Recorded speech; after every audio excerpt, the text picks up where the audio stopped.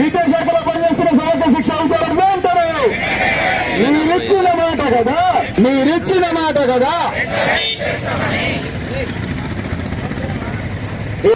మా న్యాయమైనటువంటి కోరికలను తీర్చుకోవడం కోసం సీఎం గారు ఇచ్చినటువంటి మాటను నిలబెట్టుకోవడం కోసం 119 మంది ఎమ్మెల్యేలకు విన్నవించాము, ఎంపీలకు చెప్పాము, మినిస్టర్లు కలిసాము, సీఎం గారిని కూడా కలిసాము. అయినా కూడా ఎక్కడ చేసిన వెన్నడే అక్కడే ఉన్నట్టుగా మా సమస్య ఇంతవరకు పరిష్కారం కాలేదు సార్.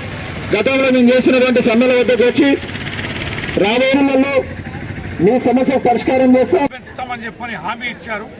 మరి ఏడాది గడిచింది, మేము పొట్ట కట్టుకొని ఈ ఉద్యోగాలు చేస్తున్నాం.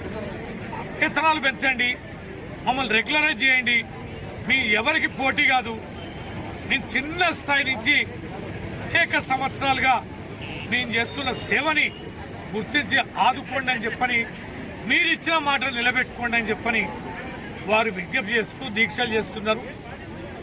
మహబూబాబాద్ జిల్లా కేంద్రంలో గత 9 రోజులుగా ఎంతో మంది మహిళా సోదరమల్లు వారి కుటుంబాలను అన్ని కూడా విడిచొచ్చి ఈడ దీక్షలు చేస్తున్నారు.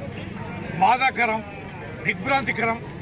ఇలా రోడ్ల మీద రోజుల తరబడి కూర్చొని మరి దీక్షలు చేస్తున్న వారిని పట్టించుకోకపోవడం అనేది అధికారులకి, ప్రజాప్రతినిధులకి, ప్రభుత్వానికి ఇది మంచిదిగా అర్థం చేసుకోవాలి.